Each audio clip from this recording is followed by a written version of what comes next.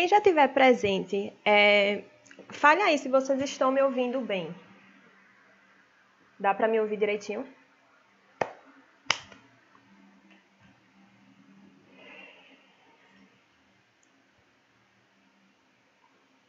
Oi, Laiane, Gabi, Luana.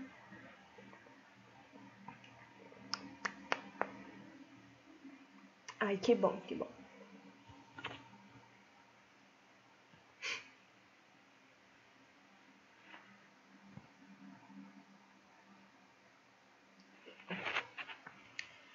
Beleza, então vamos começar a aula. Espera aí rapidinho.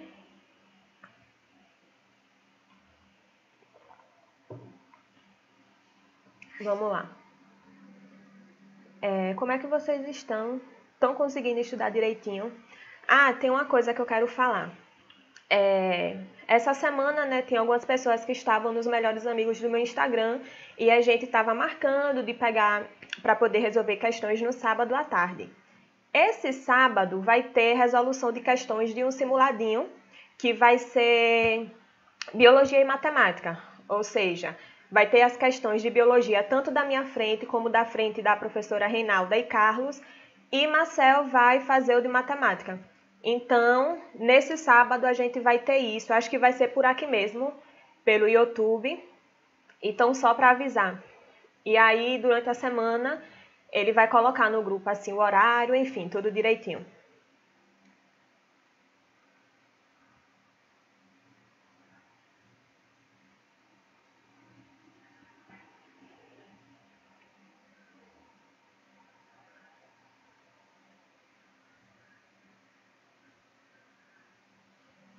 Então, vamos lá começar. Bom, eu fico falando olhando para cá, mas eu vou tentar olhar para cá. A aula de hoje será sobre relações ecológicas, ainda dando continuidade ao assunto de ecologia. Nós já vimos conceitos básicos de ecologia, já vimos cadeia e teia alimentar, sucessão ecológica e hoje vamos ver relações ecológicas. Então, as relações ecológicas, ela vai descrever os efeitos que um organismo vai ter em uma comunidade sobre o outro, seja ele entre indivíduos da mesma espécie ou entre indivíduos de espécies diferentes. Então, a gente vai ver como se chamam as relações de alguns indivíduos com espécies iguais ou com espécies diferentes também.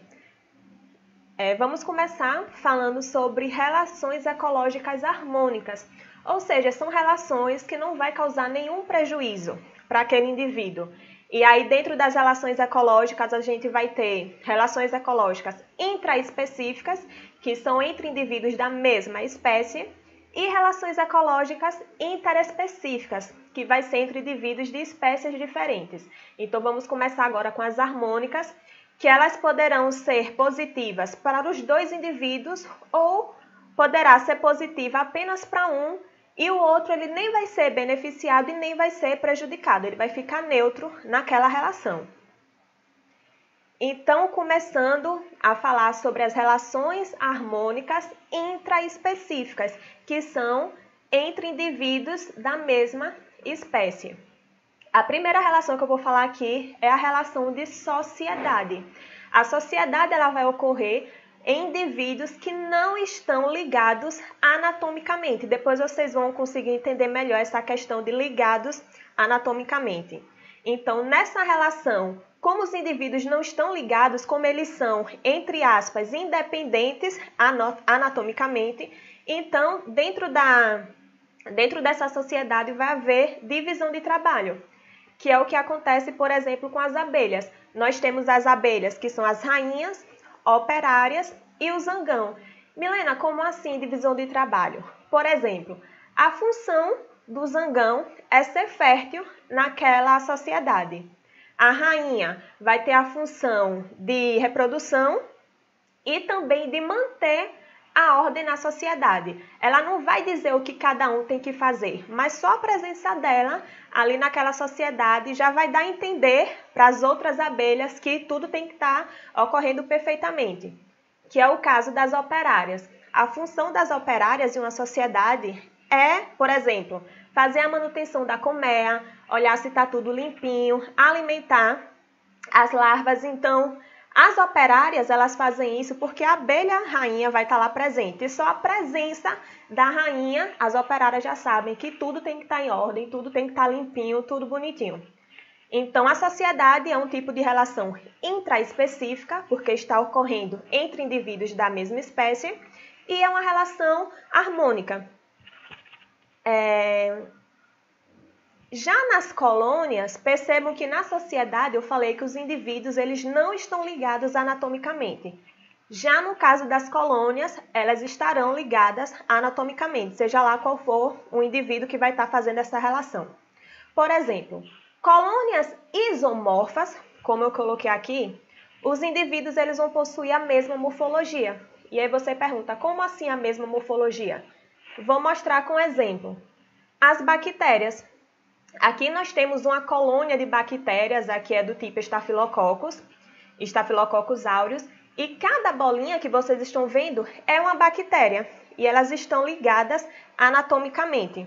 Então, elas possuem a mesma morfologia, é uma colônia de indivíduos com a mesma morfologia.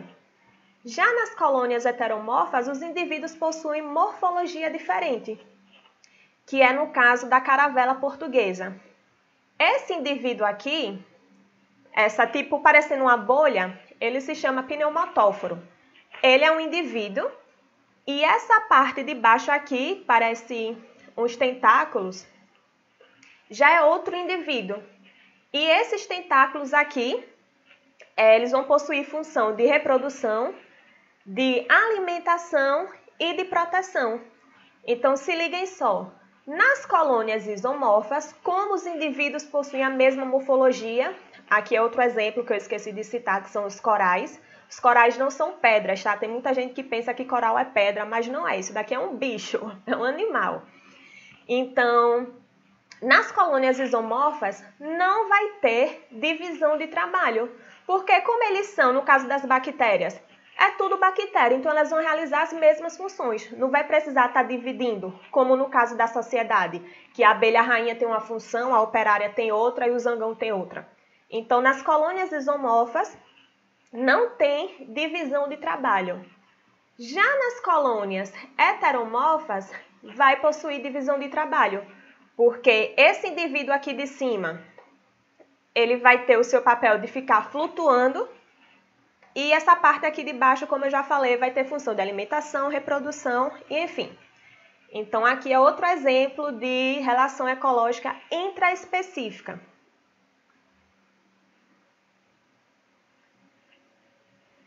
Já vindo aqui para a parte das relações harmônicas interespecíficas, deixa eu olhar aqui se vocês estão com alguma dúvida. Peraí.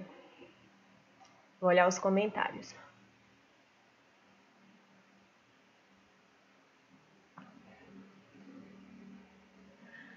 Tiago falou essa semana, esse sábado que vai ter o simulado. Mas vamos lá. Vindo aqui agora para a relação harmônica interespecífica, que vai ocorrer entre indivíduos de espécies diferentes. O primeiro exemplo que eu vou dar hoje é da protocooperação. A protocooperação ela também pode ser chamada de cooperação, mas ela é uma relação harmônica, mas não é obrigatória. Como assim não é obrigatória? Quer dizer que se não houver essa relação, os indivíduos eles vão conseguir viver normalmente. E eu coloquei aqui dois exemplos. O primeiro é esse daqui do crocodilo com a ave, que no caso será o pássaro palito. E como é que ocorre essa relação? O crocodilo, quando ele tiver com a boca aberta, vai receber esse pássaro palito, e esse pássaro palito vai retirar os restos de alimentos que vai estar na boca dele e também vai retirar algumas sanguessugas que ficam parasitando a mucosa bucal do crocodilo. Então, o pássaro ele vai estar recebendo alimentação e o crocodilo vai estar se livrando dos parasitas. Então, é uma relação que vai ser muito boa para os dois. Já nesse outro exemplo daqui, do eremita com a anêmone, o que é que ocorre? O eremita, que é isso daqui, é um caranguejo. Eu ia trazer para vocês uma foto, que eu tirei uma foto dele na UFES, mas eu não achei essa foto. Mas enfim. Esse caranguejinho, esse paguro, ele tem um abdômen muito molinho. Então, é um abdômen que é muito fácil, por exemplo, de ser lesionado. E o que é que ele faz? Como ele tem esse abdômen mole, ele fica alojado numa concha para poder se proteger. E ele pega, repare como ele é, além dele usar a concha para se proteger, ele vai pegar uma anêmona e vai colocar em cima da concha. Por quê? Porque a anêmona, ela produz algumas substâncias urticantes. Então, tendo a anêmona aqui em cima, esse paguro ele também vai estar protegido de outros indivíduos que possam chegar a atacá-lo. E essa relação aqui, para a anêmona, também vai ser muito boa. Por quê? Porque a anêmona, ela é um pólipo e é séssil. Então, ela não se movimenta, ela precisa estar fixada em um substrato. Nesse exemplo aqui, o substrato vai ser a concha. Mas, enfim, as anêmonas, elas ficam fixadas, elas não se mexem. Então, ela estando nessa concha, ela vai conseguir se locomover por causa do caranguejinho. Quando o caranguejinho estiver se movimentando, a anêmona vai junto, porque ela vai estar em cima da concha. E isso vai ser muito bom para ela, porque ela vai conseguir pegar mais alimentos do que ela lá parada, só esperando o alimento chegar até ela.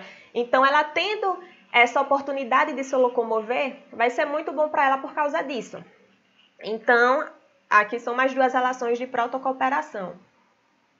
Aqui é outro exemplo de relação de protocooperação. Acho que todo mundo já assistiu Nemo, né? Enfim, o que é que ocorre? Aqui são as anêmonas. E as anêmonas, como eu falei no slide anterior, elas produzem substâncias urticantes. Então, o Nemo, né, o peixinho se escondendo, né, no meio dessas anêmonas, ele vai conseguir se proteger de indivíduos predadores. Aí você pode perguntar, mas a anêmona não produz substâncias urticantes, então como é que esses peixes conseguem sobreviver? Esses peixes, o peixe palhaço, ele produz uma mucosa que vai proteger ele. Aí você pode perguntar também, tá, a anêmona vai oferecer proteção para o peixe e o peixe vai oferecer o quê para a anêmona? O peixe, quando ele estiver se alimentando, alguns restos de alimento vai acabar caindo e são esses restos de alimento que vai servir também de alimentação para a anêmona. Então, tanto o peixe vai sair beneficiado, é assim que fala? Enfim, tanto o peixe ai, meu Deus, beneficiado, tá certo.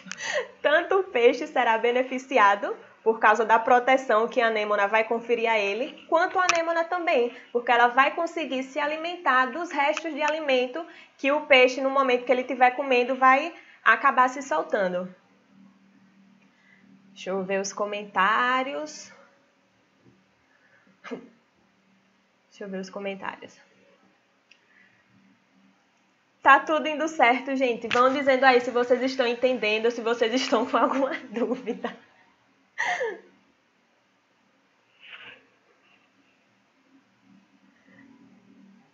Tudo certo, né? Pronto, vou continuar.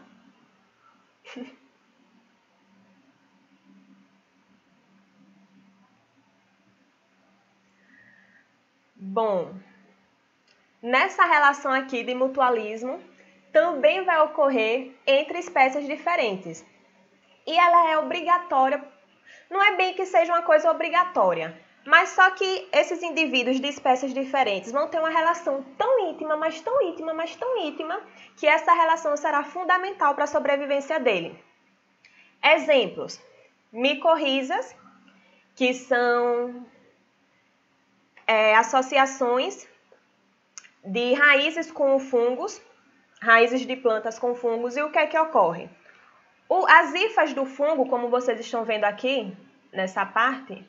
Ai, meu Deus, acho que vai sair. Não vai sair, não. As hifas do fungo, ela vai facilitar a absorção de nutrientes pelas raízes das plantas. E, em compensação, as plantas também vai fornecer alimento, nutrientes para o fungo. Então, é uma relação onde os dois estarão sendo beneficiados. A mesma coisa vai ocorrer com a bacteriorhiza, que são associações de bactérias com raízes de plantas, onde as bactérias ajudarão as raízes, né, fazer a fixação do nitrogênio. A gente vai estudar isso melhor quando a gente estiver vendo o ciclo do nitrogênio. mas a bactéria ela vai ajudar a planta a fixar nitrogênio, porque nitrogênio é muito importante, né, para as plantas produzirem suas proteínas e tudo mais. Em compensação, ela também vai oferecer nutrientes para aquela bactéria. Também temos os exemplos dos líquens, eu não coloquei a foto aqui, mas funciona na mesma coisa. Os líquens são associações de algas com... Ai, meu Deus. Espera aí, gente.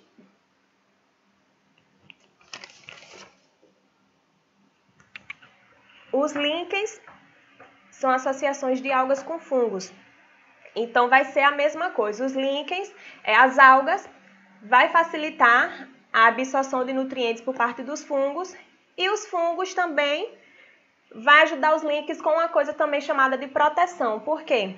Porque os fungos, e com todas as suas hifas, eles vão enovelar as algas. Então, vai ajudar as algas a não desidratar. E outro exemplo de mutualismo é o que ocorre com os ruminantes e as bactérias. Aqui nós temos uma vaquinha, mas poderia ser um boi, um touro, enfim.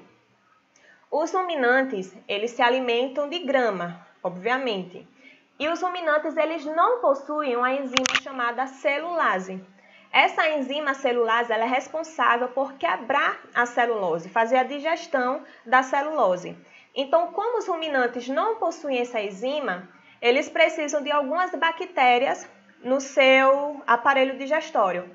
Por quê? Porque são essas bactérias que irão produzir essa enzima celulase que vai ajudar na digestão da celulose.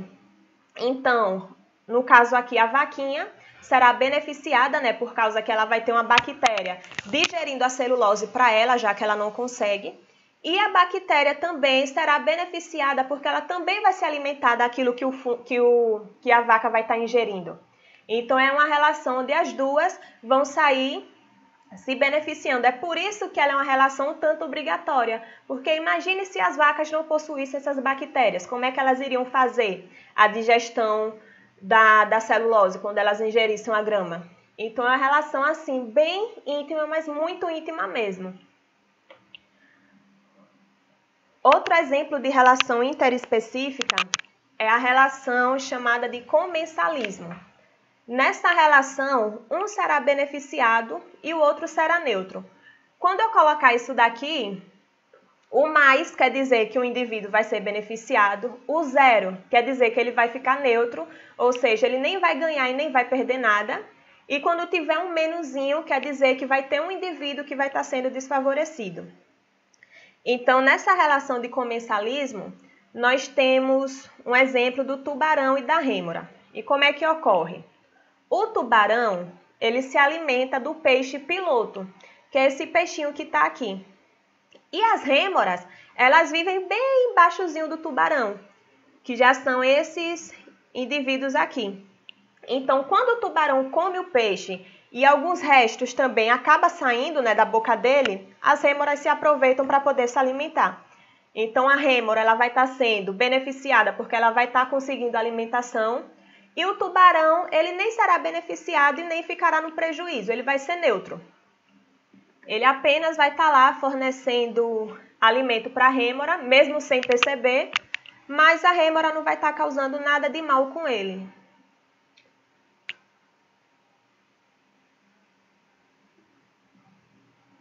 Tiago perguntou, a diferença entre mutualismo e protocooperação é que um é obrigado e a outra não. Sim, protocooperação é a relação que não necessariamente ela precisa ocorrer. Se não existir protocooperação, os indivíduos eles vão conseguir viver normalmente. Já no mutualismo, como eu falei, é uma relação obrigatória porque existe assim, uma relação muito íntima entre os dois indivíduos, como no caso da vaca. Imagine se a vaca não tivesse a bactéria para digerir celulose, como é que ela iria fazer a digestão? Então, sim, a diferença é essa mesmo que você falou. Tudo certo? Vou dar continuidade e já eu volto aqui para ver de novo. Mais dois tipos de relações interespecíficas. Essa daqui. Sim. Inquilinismo. Inquilinismo vai ser quando um indivíduo estiver morando, estiver residindo dentro do outro. como é o caso do pepino do mar. O pepino do mar, ele abriga o peixe-agulha dentro dele, mas o peixe-agulha ele não vai causar nenhum mal para ele. Por isso que é uma relação mais zero, porque nessa relação o peixe-agulha ele vai estar neutro, ele não será prejudicado nem nada. O peixe-agulha não, gente. O pepino do mar vai estar neutro, porque ele não será prejudicado, e o peixe-agulha estará recebendo o benefício de moradia. No caso é isso aqui, o peixe-agulha, quando ele vai entrar no pepino, ele entra pela região anal e fica abrigado no seu intestino, enfim, em todo o seu aparelho digestório. Então, é uma relação onde um vai ganhar e o outro vai continuar neutro. E o epifitismo é a mesma coisa praticamente do inquilinismo. O que vai mudar é que no epifitismo, em vez de ser um animal, por exemplo, será uma planta que vai estar morando em cima de outra. Como, por exemplo, nessa imagem aqui, que são as bromélias. Eu não sei se vocês já viram, mas tem alguns troncos de árvores que vocês vão ver que tem algumas plantinhas nascendo em cima do tronco, literalmente assim, como é o caso das bromélias. Então, ela não vai estar causando nenhum prejuízo para a árvore, mas ela vai estar sendo beneficiada, por exemplo, em questão de luminosidade. Se for uma região onde tenha muita sombra, uma floresta com muitas árvores, com as copas assim, literalmente deixando pouco sol chegar até o solo, essas plantas nos troncos das árvores, elas serão beneficiadas, porque como elas estarão mais altas, elas conseguirão receber luminosidade. Mas essas plantas daqui, as bromélias, no caso, ela não vai estar prejudicando em nada o tronco da árvore, nem sequer pegando nutrientes da árvore ela vai estar. Ela apenas quer um lugarzinho para ela ficar morando alto, que vai ajudar ela em relação a herbivorismo. Se ela estiver lá no topo da árvore, no tronco, né, numa parte bem alta, alguns animais não vão conseguir se alimentar delas, por exemplo. Então, são relações onde um será beneficiado e o outro continuará. Agora a gente vai para as desarmônicas. Deixa eu ver se vocês têm alguma dúvida.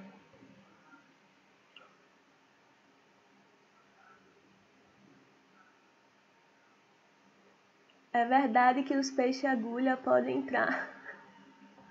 Olha, vamos supor que você esteja em um lago que vai estar com peixe-agulha. Se você engolir um peixe-agulha, provavelmente ele vai te fazer algum mal, mas não é uma coisa muito comum você estar lá nadando de boas e engolir um peixe. Então, não tem como, assim, não é algo muito comum. Mas possa ser que você engula um peixe sem querer, se você estiver nadando e não vê.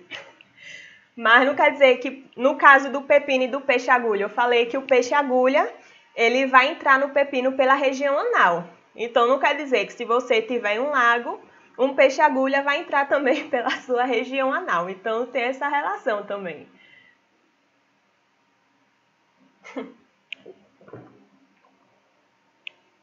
Vamos lá, prosseguir para as relações ecológicas desarmônicas.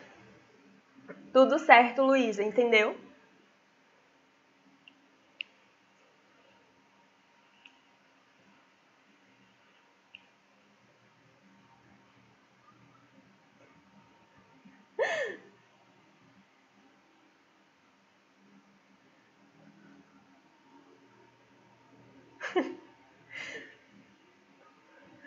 Vamos lá para as relações ecológicas desarmônicas. Nas desarmônicas, um indivíduo será beneficiado e o outro não será, ou seja, ele será prejudicado.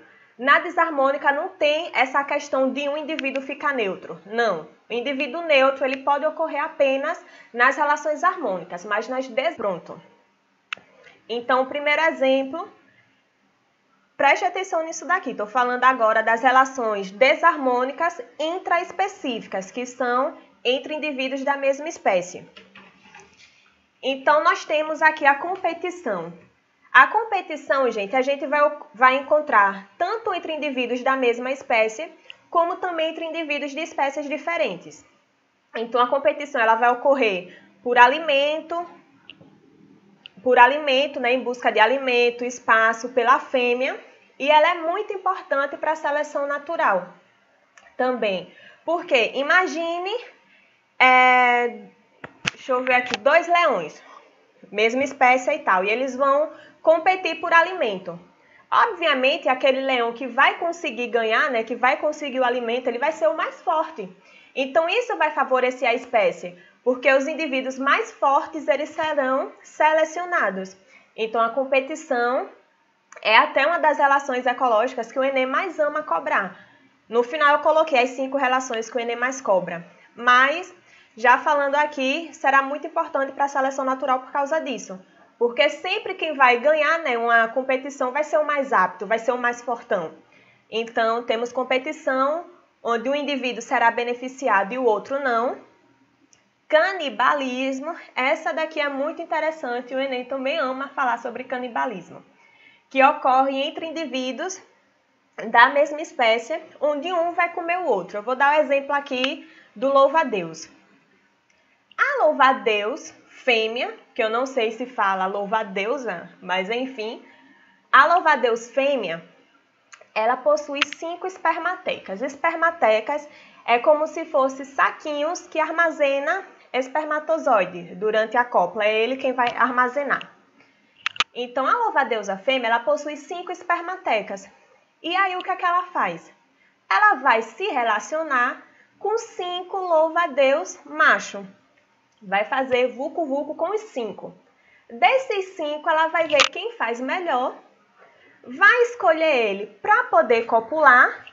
Os outros ela vai comer assim, vai se alimentar deles, vai comer eles. E depois que ela copular com aquele que ela escolheu para poder se relacionar e tudo mais, ela vai comer ele também. Então, é uma relação de canibalismo. E aí você pode me perguntar, tudo bem que eu falei que o canibalismo, ele é uma relação onde um vai ganhar, o outro vai perder. O outro vai perder porque ele vai estar morrendo, que no caso será um macho. Mas mesmo assim, essa relação de canibalismo acaba sendo boa para o macho. Por quê? Porque, como é que eu posso falar? A dieta de uma louva-a-Deus, ela é 63% é composta pelo macho, pelo louva-a-Deus que ela vai comer. Então, se a louva-a-Deus ela come um macho, ela vai ficar mais forte, ela vai ficar nutrida e ela vai conseguir se reproduzir melhor. Vai conseguir copular melhor, enfim. Então, para um macho, mesmo que ele morra, vai ser muito bom, porque ele vai conseguir deixar descendentes, porque a louva-a-Deus ela vai estar super nutrida. Então, é a relação que, apesar de um acabar morrendo, acaba sendo muito importante.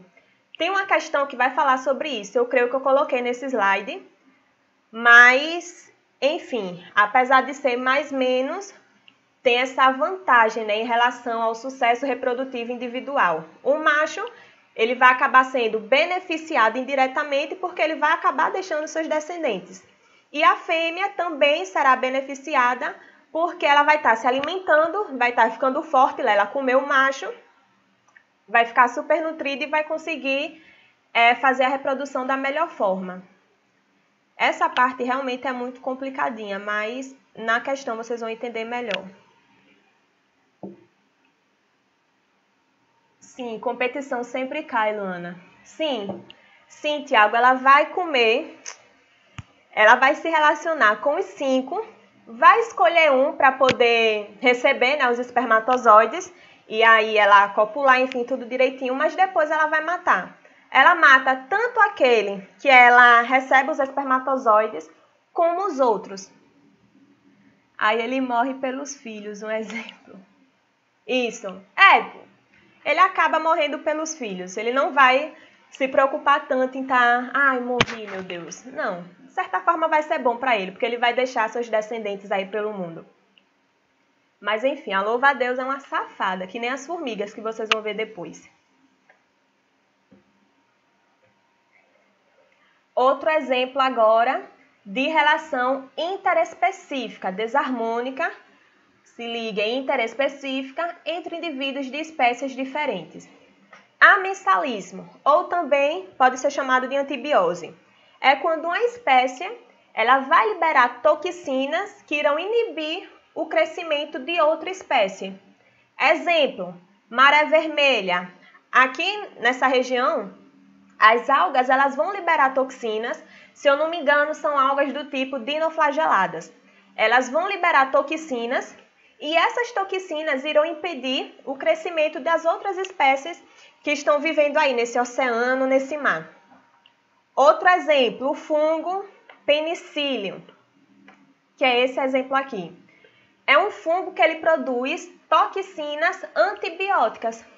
Ou seja, vocês estão vendo um fungo aqui e percebam que ao redor dele não possui nenhuma bactéria. Aqui tudo é bactéria, estafilococos, aqui tudo está sendo bactérias. Mas ao redor percebam que tem essa região lisinha sem nenhuma bactéria. Então, ele vai secretar essa toxina, que é uma toxina antibiótica que vai evitar o crescimento de bactérias perto deles. Inclusive, é esse fungo que é utilizado na produção de antibióticos. E outro exemplo, que eu não coloquei a imagem aqui, mas eu falei na aula passada, que foi do pinheiro do Paraná e do eucalipto. Quando eu falei de sucessão ecológica, eu disse que, às vezes, alguns órgãos, para poder enganar a população, dizendo que está fazendo reflorestamento e tudo mais, eles colocam pinheiro e eucalipto porque eles crescem muito rápido. Mas o pinheiro e eucalipto é muito ruim porque tanto o pinheiro quanto o eucalipto, eles liberam toxinas no solo. Ou seja, à medida que eles liberam toxina no solo, eles vão impedir que outras plantas cresçam, que outras plantas, que outras sementes comecem a germinar ali naquela região. E isso é bom para o pinheiro e para o eucalipto, por quê? Porque não tendo outras plantas ali perto deles, ao redor, eles não vão estar precisando competir por água e por nutrientes do solo. Então, é a relação também mais menos, onde no caso os pinheiros sairão beneficiados e as outras espécies sairão prejudicadas por causa dessa substância tóxica que ele vai estar liberando no meio. Deixa eu ver os comentários.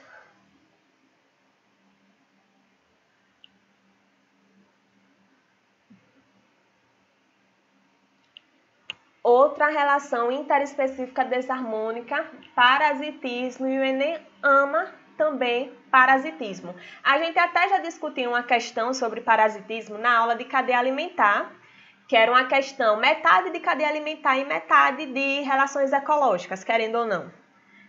Mas, enfim, parasitismo é quando uma espécie vai viver às custas de outra espécie, onde ela vai estar retirando alimento, nutrientes, enfim, vai estar prejudicando aquela outra espécie. E no caso do parasita, ele não vai ter a intenção de matar o hospedeiro, embora isso possa ocorrer. Mas a intenção do parasita não é matar, porque se ele matar aquele hospedeiro, ele vai ficar sem moradia, porque tem algumas espécies parasitas que vão parasitar outras apenas para poder ter um local para poder morar.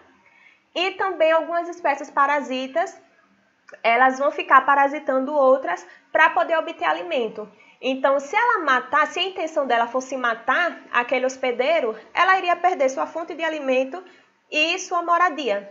Então, ela não faz, se morrer, se um hospedeiro morrer, não é porque o parasita quis, simplesmente ocorreu. Mas o Enem gosta de relacionar parasitismo, por exemplo, com questões de controle biológico. O que seria esse controle biológico? Vou dar um exemplo aqui da cigarrinha e do fungo. A cigarrinha é um inseto que ela ataca os pastos. Ou seja, se ela estiver atacando os pastos, o gado não vai conseguir se alimentar, Vai ter uma alimentação, de certa forma, reduzida e causando, assim, problemas, por exemplo, para a pecuária. Mas aí o que foi que aconteceu? Alguns cientistas descobriram que existem fungos que parasitam as cigarrinhas. E quando eles parasitam essas cigarrinhas, ele vai deixar a cigarrinha fraca, a cigarrinha não vai conseguir se reproduzir tão rapidamente. E isso vai ser bom, porque se tiver um fungo parasitando a cigarrinha, ela não vai conseguir se desenvolver e o pasto vai continuar crescendo, vai continuar se desenvolvendo normalmente. E aí vai restabelecer a questão da alimentação do gado, enfim. Então, o Enem ama juntar parasitismo com controle biológico. E exemplos, dentro do parasitismo, nós vamos ter endoparasitas, que são parasitas que vivem dentro de outro organismo, como, por exemplo, a tênia, ascarilombricoides, que causa lombriga na gente, e ectoparasitas, que são parasitas que vivem fora. Por exemplo, piolho, carrapato, pulga, são parasitas, mas eles vivem fora do indivíduo, que ele vai estar causando prejuízo, que vai estar causando uma doença. Alguma dúvida a respeito de parasitismo? É bem importante essa questão aqui, deixa eu olhar.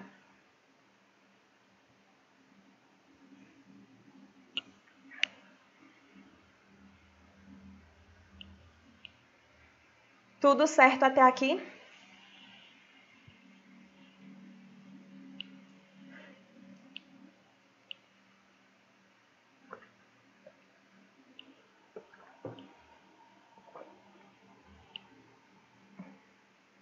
Posso continuar, né? Pronto.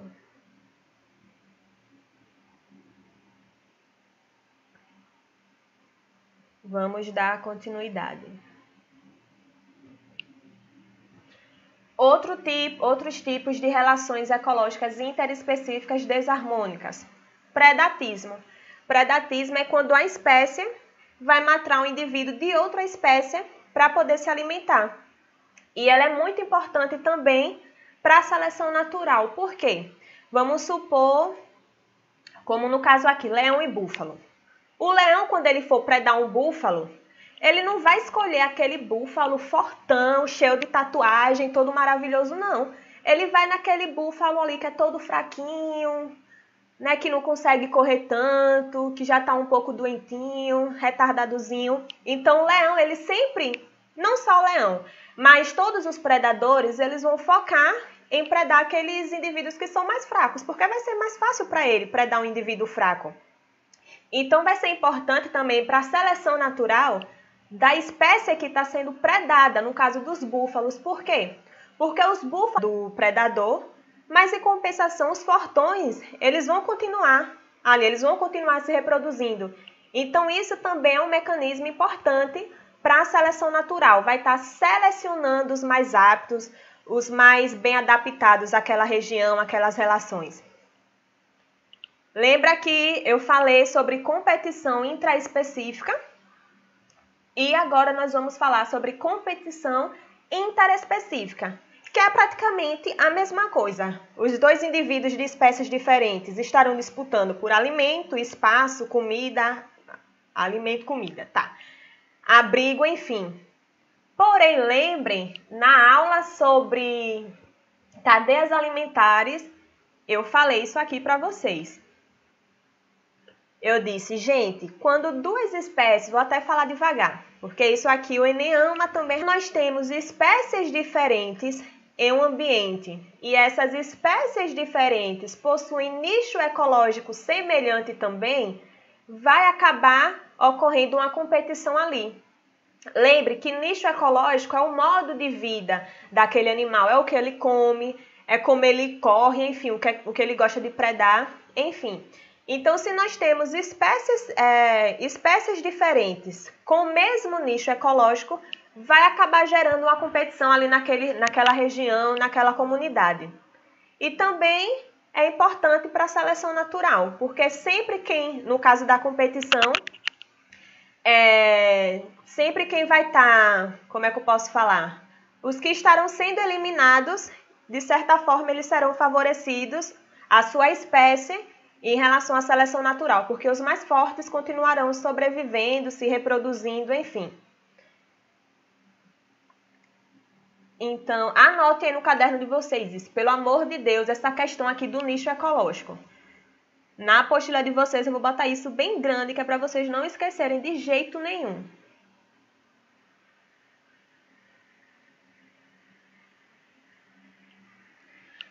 Esse gráfico aqui é bem tranquilo também. Aqui nós temos um gráfico que vai relacionar a questão do predador e da presa. E aqui nós temos a lebre, que vai ser a presa, e a raposa, que vai estar atuando como predador. E como é que ocorre isso? Lebre e raposa estão lá numa comunidade. Quando começar do iniciozinho aqui nesse ponto, nesse ponto aqui 0,5, lebre e raposa, elas estarão, como é que eu posso dizer? Equilibradas. Estarão equilibradas. Vai haver a mesma quantidade de lebre e raposa. À medida que a quantidade de lebre vai crescendo... Ai, gente, isso daqui tá ao contrário, peraí. Tá ao contrário. Invertam. Isso daqui, no caso, a raposa era para estar no lugar da lebre e a lebre aqui. À medida que a população de raposa vai crescendo, a da lebre ela vai diminuindo, porque a raposa vai comer a lebre. Então, como vocês percebem aqui, a raposa diminui e a lebre aumenta. Se a raposa diminui e a lebre aumenta, vai chegar um momento que a raposa ela não vai ter mais o que comer. Então, a raposa vai começar a diminuir e a lebre vai começar a aumentar. E isso vai se repetindo. Se a população de um predador aumenta muito, obviamente a da presa vai estar reduzindo. Então, se a da presa reduz demais, o predador vai reduzir e a presa vai aumentar. E aí vai ficar nessa relação de sobe e desce toda hora. Mas isso é importante para a manutenção populacional daquela região, para o controle, né, da população. Lembrem de trocar isso aqui, tá? Do lebre e da raposa, que era para ficar invertido. Conseguiram entender essa relação do predador e da presa? Vão respondendo aí que eu vou colocar para olhar os comentários. Isso.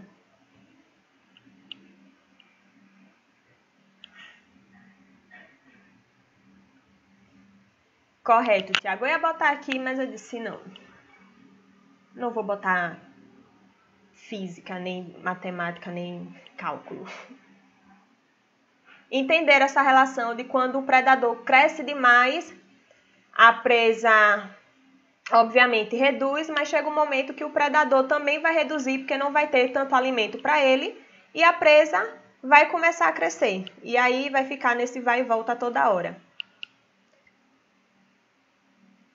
Pode prosseguir, que eu acho que agora já vai vir as questões. Vocês estão com alguma dúvida em algum tipo de relação antes que eu comece as questões? Me digam aí isso.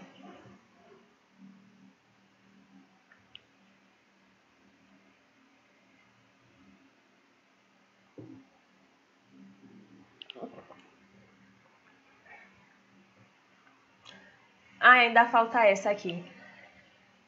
Aqui é outro exemplo de relação interespecífica, ou seja, entre indivíduos de espécies diferentes, que é chamada esclavagismo ou sinfilia. É quando uma espécie ela vai se beneficiar do trabalho da outra, que será prejudicada. É tipo uma relação de escravidão. Por exemplo, tem alguns pássaros que eles colocam seus ovos em ninhos de outras espécies. E como se não bastasse eu utilizar o ninho de outra espécie, se tiver algum ovo daquela espécie lá no ninho, ele vai jogar o ovo fora para que os deles fiquem lá. E aí, quando um indivíduo da outra espécie for chocar aqueles ovos, aquela espécie vai estar chocando os ovos de outra espécie, no caso dos passarinhos. Então, ele vai estar se aproveitando, né, do outro indivíduo para poder fazer, como é que diz? Para que o outro indivíduo choque todos os seus ovos. E outro exemplo é das formigas e dos pulgões. Os pulgões, eles são insetos. E o que é que esses insetos fazem? Os pulgões, eles se alimentam da seiva elaborada de uma planta. E quando ele se alimenta dessa seiva, quando ele for fazer sua excreção, né, posteriormente, ele vai acabar liberando açúcar, carboidrato. E a gente sabe que formiga ama carboidrato, ama açúcar. E o que é que essa formiga vai fazer? Ela vai pegar esses pulgões, vai sequestrar eles, literalmente a palavra é essa, elas irão sequestrar eles, vai colocar dentro do formigueiro delas, que é para quando eles começarem a fazer suas excreções, elas se alimentarem do açúcar. Mas aqui também é uma coisa que eu queria falar. Nós podemos encontrar duas relações ecológicas entre dois indivíduos, por exemplo. Porque aqui nós temos o esclavagismo, que é a formiga sequestrando o pulgão para poder se beneficiar das excretas dele e tudo mais. Mas também nós vamos ter protocooperação. Por quê? Porque quando a formiga ela sequestra o pulgão vai estar oferecendo açúcar para ela, que vai sair, né, pelas suas excretas, mas as formigas também, ela vai chegar no formigueiro e vai levar para esses pulgões algumas plantas que já estão cortadas. Por quê? Porque ele tendo aquelas plantas lá já cortadas toda direitinho dentro do formigueiro, ele vai se alimentar das plantas e vai continuar excretando açúcar. Então, a formiga ela não sequestra o pulgão, ou a formiga ela não vai levar a planta porque, ai, bonzinho, vou levar uma plantinha para ele comer. Sequestrei ele, vou dar pelo menos comida para ele. Não é porque ela é boazinha, não. É porque ela quer que esse pulgão trabalhe para ela, se alimentando da planta e liberando açúcar para ela comer. É outra também, outra safadinha. Então, aqui nós temos uma relação de esclavagismo, que foi o exemplo do pulgão e das formigas, e o outro exemplo também dos pássaros, mas lembrando que a relação das formigas e pulgões também tem uma parcelazinha de protocooperação. Agora sim, eu acho que vai vir... Pronto, depois daqui são as questões. Estão com alguma dúvida vocês? Só olhar os comentários. Sim.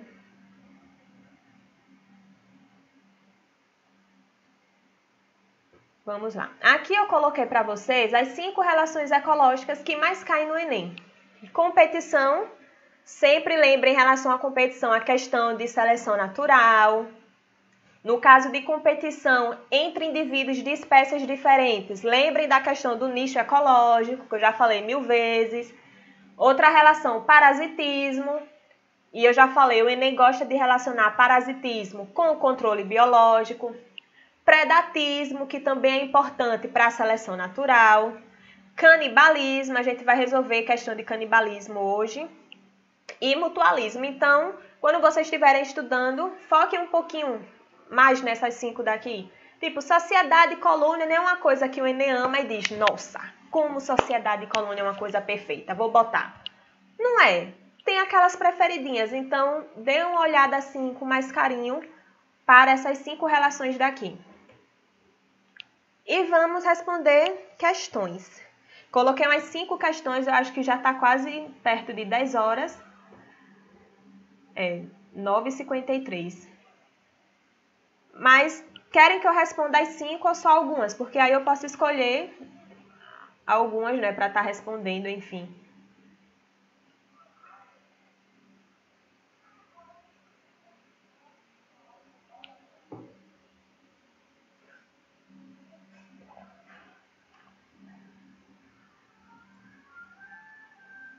Pronto, então vamos lá responder as 5 questões.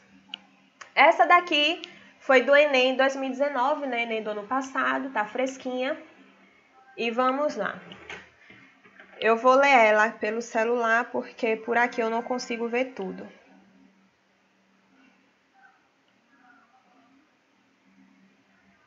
Vamos lá, primeira questão.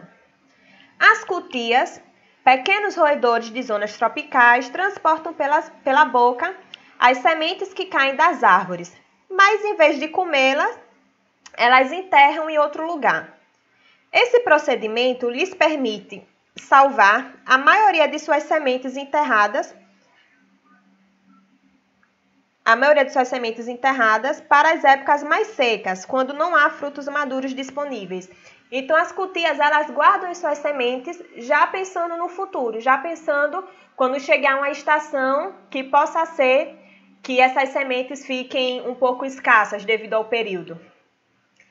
Então, prosseguindo. Cientistas descobriram que as cutias roubam as sementes enterradas por outra, e esse comportamento de ladroagem faz com que a mesma semente possa ser enterrada dezenas de vezes. Aqui foi uma historinha. E aí a questão pergunta, essa ladroagem, esse ato de roubar a semente de outra, está associada à relação de... E aqui estão as alternativas. Respondam aí, 10 segundos para vocês responderem e depois eu explico.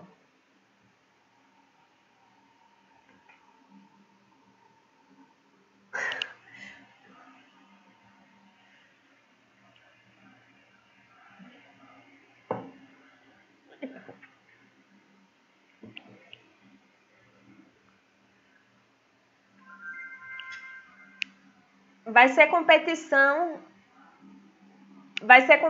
o quê? Interespecífica ou intraespecífica? A resposta correta é a letra D mesmo. Mas é intra ou inter?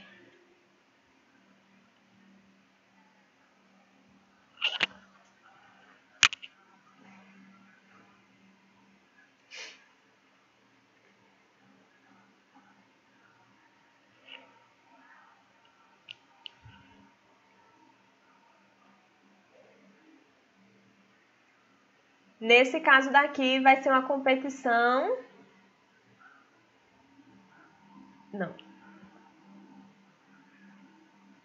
Interespecífica é uma competição que ocorre entre espécies diferentes.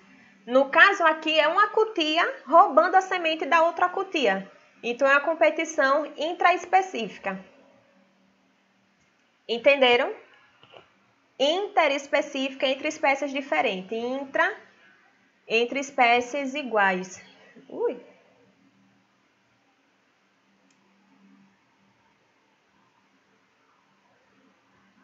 E para a outra questão.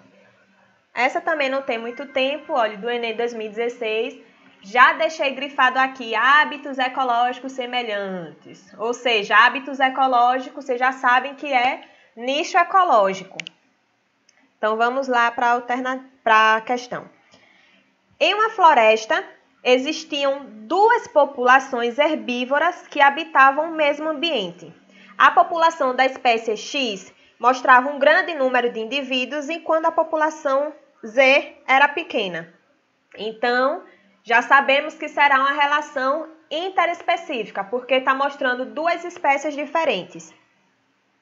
Ambas tinham hábitos ecológicos semelhantes, que é o que eu já falei 500 milhões de vezes aqui.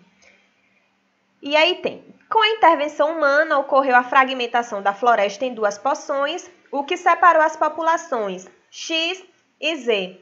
Revisando o conceito de população. População é o conjunto de indivíduos da mesma espécie. Nessa questão está falando sobre duas populações. Então, duas populações de indivíduos de espécies diferentes. Após algum tempo, observou-se que a população X manteve sua taxa populacional